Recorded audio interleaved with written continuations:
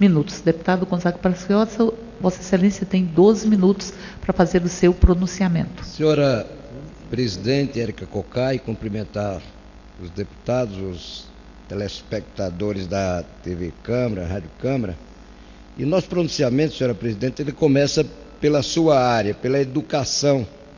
A educação em Pernambuco, a educação pública do estado de Pernambuco, ela ultrapassou nos últimos anos todo o Brasil. Era São Paulo e Pernambuco em 2013, ele teve apenas uma evasão de 5,2% nas escolas estaduais. O ano passado, segundo o levantamento feito, 3,5%. Quer dizer, segundo esses dados anuais divulgados pelo Instituto Nacional de Estudos e Pesquisas Educacionais, o INEP, as escolas em Pernambuco, elas têm sido as mais atrativas do Brasil. Mostra que essas novas práticas pedagógicas, somadas ao carinho dado pelo então governador Eduardo Campos de reformar as escolas, ampliar, criar mais escolas de tempo integral, mas principalmente contar com a compreensão dos professores, das professoras em Pernambuco, que a gente sabe que o Estado não pode dar um atrativo melhor a determinadas categorias, e a classe de professores é tão importante, em razão da vinculação de todos os servidores. Então, a gente vê polícia militar, polícia civil, professores e outras categorias no estado de Pernambuco fazem das tripas coração para ver diminuir a violência, melhorar a educação, a própria saúde, a segurança pública, sem que haja o atrativo importante que é também a parte de salários. Senhora Presidente, eu quero aproveitar, já que tenho esse tempo aqui, hoje dei algumas entrevistas sobre a malha rodoviária federal. Ela não pode ser fiscalizada pelo DENIT, que lamentavelmente implantou uns pardais aí, umas caixas pretas, e foi aumentando, conseguiu passar máquinas, tratores para arrancar aqueles chamadas lombadas de concreto para colocar sinais para multar os motoristas que passam além do limite sem ter poder para tal. DENIT não tem poder de fiscalização em rodovias, fiscalização de trânsito. Quem fiscaliza o trânsito nas rodovias, de acordo com a Constituição e com o Código de Trânsito brasileiro, é a Polícia Rodoviária Federal, que lamentavelmente, presidente Érica Cocai, o Brasil é um dos países que tem mais rodovias e menos policiais. Eu estive o mês passado na Europa e fiz questão de levantar, por exemplo, a Espanha tem 10 mil quilômetros de rodovia, tem 40 mil policiais rodoviários. Um policial, 1 quilômetro para 4 policiais. Aqui no Brasil, 70 mil quilômetros de rodovias com 10 mil policiais rodoviários federais. Ou seja, um policial no Brasil toma conta de 10 quilômetros de rodovias. Isso é um absurdo. Eu fui muito bem recebido na terça-feira pela nossa diretora-geral, a Maria Alice, da Polícia Rodoviária Federal, que se mostra preocupada por não estar nem com o pequeno quadro de policiais rodoviários federais, que são 13 mil e poucos policiais, e ela tem hoje 10 mil policiais e podem se aposentar ainda este ano, talvez mais 1.000 ou 2.000 policiais rodoviários federais. Conversei sobre 2 pontos importantes para mim. Eu sou deputado de Pernambuco há 30 e tantos anos, criado em Salgueiro. Quando cheguei ali, eu vi o posto que chamava o Pau do Guarda, era um postinho ali perto do Bar de Sebasto. Depois, lá no cruzamento da das rodovias 232 com 116 e que, lamentavelmente, esse posto está há 6 anos fechado por falta de pessoal. O posto da Polícia Rodoviária de Salgueiro, ele virou um ponto de drogas, de marginais e também de pessoas que não têm para onde ir, não têm onde dormir, estão dormindo ali. Pelo menos no blog do Alvinho Patriota, eu levantei nos últimos 5 anos, 6 ou 8 pessoas morreram de acidentes de trânsito ali na encruzilhada ou no cruzamento das rodovias 116 com a 232, as duas grandes rodovias brasileiras, exatamente por falta de gente.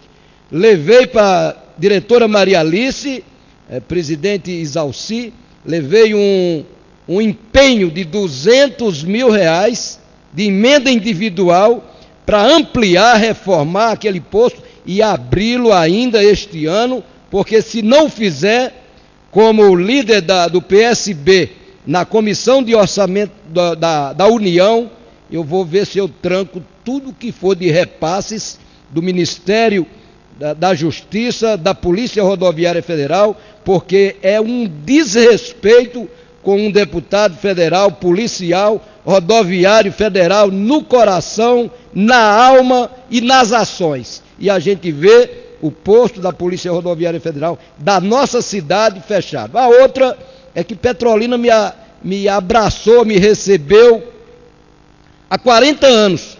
Trabalhamos e cedemos de nossa propriedade na Serra da Santa terreno para construir o posto da Polícia Rodoviária Federal de Petrolina.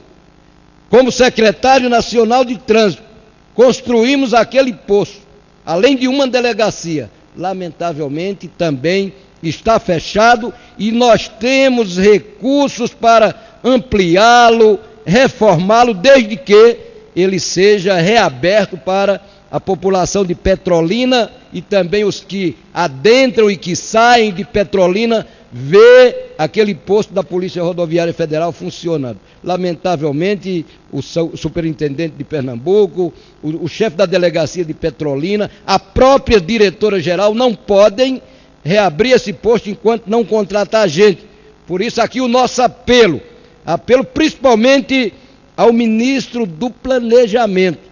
A gente quer que o senhor convoque urgentemente os 600 ou 700 do cadastro de reserva, os 100 e poucos que são da cláusula de barreira que ficou errada e que tem todo o direito já reconhecido pela polícia, pelo Ministério da Justiça e alguns que já estão no curso por determinação judicial. Mas não é apenas isso. A gente quer que mande urgentemente, pelo menos 50 novos policiais rodoviários federais para Pernambuco, para que eles possam ajudar na reabertura dos postos de Salgueiro, de Petrolina, talvez de Moreno, e que também abra concurso para novos policiais rodoviários federais.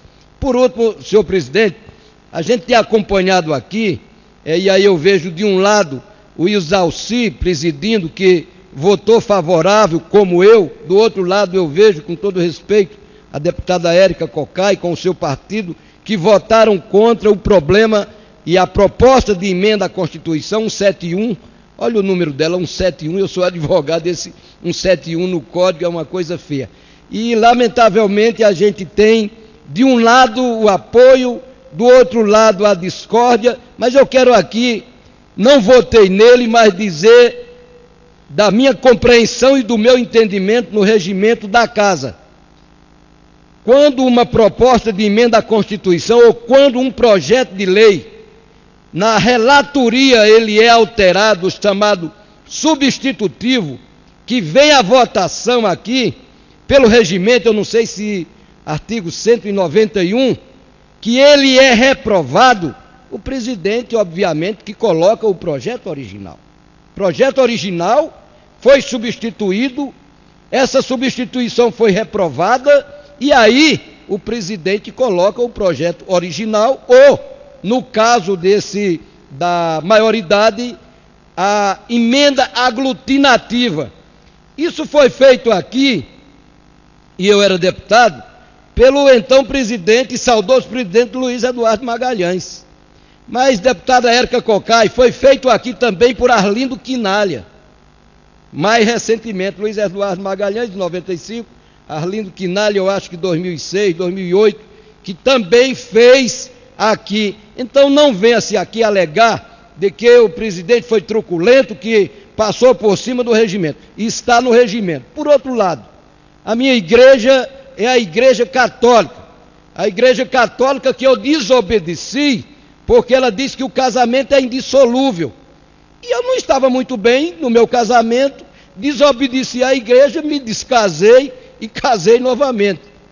Agora o próprio Papa da igreja católica, da minha igreja, ele acha que casamento é dissolúvel. Não está bem, porque eu vou viver com a mulher se eu não estou bem com ela? Me divorciar, me separar, se casar de novo, ou virar padre, se quiser. A mesma coisa que eu desobedeci no casamento, foi desobedecer agora a minha igreja, que disse que não pode abaixar a maioridade. Ora, e a evolução do tempo? E a integração do Brasil com o mundo? E a evolução dos adolescentes, das crianças, o crescimento? Eu me lembro que, lendo o Código Penal, quando estudava ainda direito, de 1940, a média de vida do homem era de 40 e poucos anos de idade, hoje chega a 75. Hoje morrer aos 100 anos, 110 anos, não é mais novidade. E os jovens? Eu estou com a proposta de emenda à Constituição, Isalci. Maioridade geral, 16 anos, o menino fazer um concurso, tirar sua carteira de habilitação, contratar, casar, e obviamente na hora que errar, se Vossa Excelência puder me dar 1 minuto, eu quero concluir dizendo que não iria jamais votar, aprovar essa alteração da nossa Constituição se não tivesse a consciência. Eu fiz um doutorado na Argentina e a minha tese foi o idoso. E para se ler sobre idoso, tem que se ler também sobre criança. Ninguém aqui colocou para vamos botar os meninos na cadeia. Não. A gente está aqui mostrando que maioridade de 200 países que eu estudei, 189 já, maioridade é a 16 anos, 14 anos, 10 anos, e aqui no Brasil não pode ser diferente. A evolução do tempo, a evolução da criança, da juventude, vai fazer com que todos possam aceitar essa emenda que fizemos aqui no futuro, se Deus quiser. Muito obrigado, me dê 1 minuto ali, eu quero concluir, senhor presidente, dizendo que é importante também que a gente possa acompanhar a maioria da pesquisa registrada anteriormente, de 87%. A pesquisa nova, 90,4% da população brasileira quer que se reduza a maioridade também, para a gente não ver marginais sendo utilizados por ladrões, por traficantes. Agora que a gente possa ver a educação, a gente possa ver a saúde, a gente possa ver os meios sociais trabalhando, para que os de 16, de 15 também não adentrem no mundo da perdição. Eu votei pela maioria da população brasileira, como vou votar para derrubar esse estatuto do desarmamento que a maioria da população brasileira já reprime. Obrigado, presidente.